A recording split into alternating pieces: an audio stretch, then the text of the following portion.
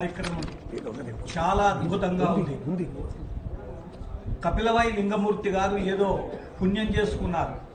ఆయన ఒక అశోక్ బాబు లాంటి కొడుకు, ఆయన భార్య లాంటి కోడలు రావడం అనేటువంటిది చాలా గొప్ప సుకృతమైన విశేషం.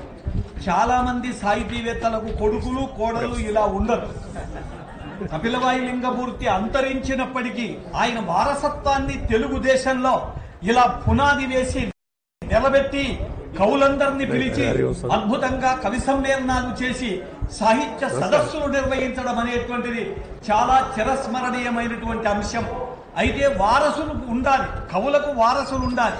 అయితే కేవలము కొడుకు మాత్రమే కాదు, కోడలు మాత్రమే కాదు, ఈ సమాజంలో సాహిత్యం అధ్యయనం చేసిన వాడు, సాహిత్యం వల్ల ప్రేరణ పొందినవాడు మా గురువు పేరు నిలబెడతాను, శాశ్వతంగా నిలబెడతానని సింహంలా ముందుకొచ్చేటువంటి తరం కావాలి. ఇది కేవలం ఇక్కడ మినీ హాల్లో కాదు, రవీంద్ర భారత్ మెయిన్ హాల్లో జరగాల్సినటువంటి అంశం. ఒక్క జిల్లాకు మాత్రం కాదు, మొత్తం తెలంగాణలో ఉండేటువంటి రాష్ట్ర వ్యాపితంగా జిల్లాల నుండి వచ్చేటువంటి కవులందరినీ ఆహ్వానించి జరపాల్సినటువంటి కార్యక్రమం ఇది. కుదింపు చేసి మధ్యాహ్నం మాత్రమే పెట్టారు. ఉదయం కవి సమ్మేళనం పెట్టి మధ్యాహ్నం ఏదైతే ఉందో అవార్డు ప్రదానోత్సవం చేసినట్టయితే బాగుండేదని నేను భావిస్తున్నాను. ఇది నా సలహా. మీ ఇష్టమైతే స్వీకరించండి, కాదంటే తిరస్కరించి నాకే కొట్టండి. అందువల్ల ఎక్కువసేపు మాట్లాడడానికి వీల్లేదు. గురువే దైవము తల్లిదండ్రి సకుడున్, గురువే పరాదేవత, గురువే సత్యము నిత్యమై వరలు, ఆ గురువే సమస్తముర మెరుగౌ జీవన మార్గదర్శకుడు, మీ మేల్గోరు ఆప్తుండుర, గురువే బంధువు తత్వబోధకుడు, ఆ గురువే ప్రజాబంధువు. గురువు త్రిమూర్తుల కంటే గొప్పవాడు. మట్టి లాంటి వాడిని కూడా మహనీయుడిగా తయారు చేస్తాడు. ఆకాశం దాకా ప్రేరేపణ చెందిస్తాడు. చంద్రమండలాన్ని జయించే శక్తినిచ్చేవాడు గురువు. అట్లాంటి గురువు సుప్తంగా ఉండే మా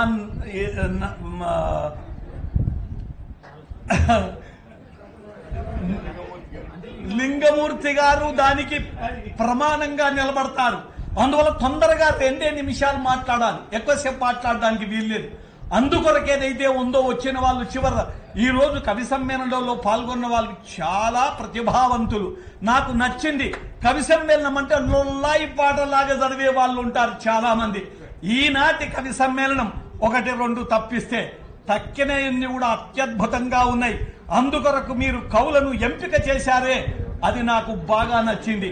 పండిన మామిడి పళ్ళు మా పంతుళ్ళు, విజ్ఞాన రాశికి వేయి కళ్ళు, జ్ఞాన నేత్రము గల్గు ఘనమైన దేవుళ్ళు, ముల్లోకముల వ్రోచు 3 కళ్ళు, నిత్య సత్యవ్రత నిర్మల లోగిళ్ళు, పరమార్థమును పంచు పసిడి గుళ్ళు, విర్రబూసిన వెడు సురభిల మావిల్లు, ఖ్యాతి గల్గిన హరు చేతి విల్లు, రాళ్ల గరిగించు దేవుళ్ళు, రస జగాల తేలి జాడించి పాడించు దిటమునోళ్ళు, ధర్మ మార్గము బోధించు ద్రాక్ష పళ్ళు, కుళ్ళు తొలగించి వెల్గు పంతుళ్ళు వీళ్ళు. బడి పంతులు అంటే ఇలా ఉండాలి. అందువల్ల అశోక్ బాబు గారు వచ్చారు. ఇప్పుడు నేను మైక్ వదిలి పెడతాననేమో చూస్తున్నారు. 1 నిమిషం నేనేదో ఎక్కువసేపు పట్టుకొని దీన్ని. కారణం ఏమిటంటే ఇక్కడ అందరు ఆచార్యులే ఉన్నారు.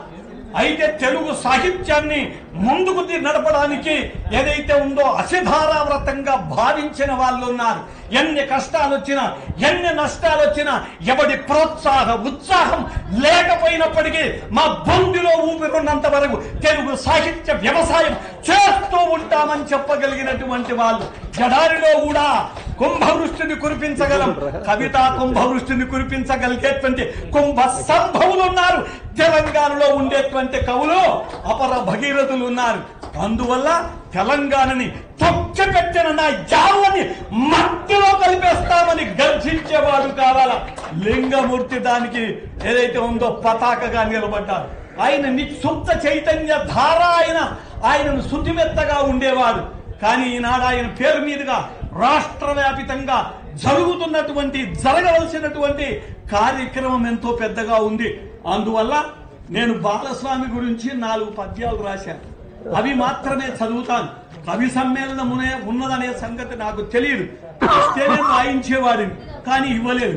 పోనీలే, జాతిని ఒక మాట, ఆ జాతిని దిద్ది తెర్చిన నిజాయతి నీయది పంతులన్న విఖ్యాతిగా జాతి జీవన వికాసము కోసము సర్వ సంపదల్ ఖ్యాతిగా ధారవోసిన సునీతివి నీ ఉపదేశమందున జాతి తరించి మించినది సజావుగా విశ్వము ప్రస్తుతింపగా మా బడి పంతులీతడు సుమా కనిపించడు అద్దె కొంపలో 50 ఎండ్ల కాపురము ఏలెను అప్పుల గోపురముగా రాబడి దూడ పూజ్యము బరాబరి జీతము చాలకే చేతిలో చెల్లి గవ్వయును చిక్కదెంతటి దైన్యమోసక.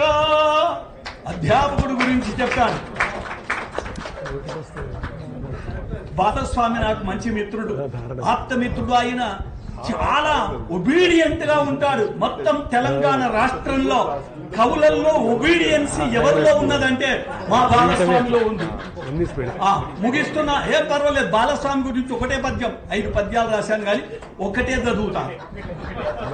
బాలస్వామి సుధీవర గురువర ప్రఖ్యాత విద్వాంసుడా కాలాతీత మనోజ్ఞ భావ కవిత గంభీర విద్వద్వర లీలామానుష కావ్య కల్ప రచన రేఖామయూఖాకృతి బాలశ్రీలలితాంబ భ్రోతు సుకవిన్ భక్తాగ్రనిన్ బాలునిన్.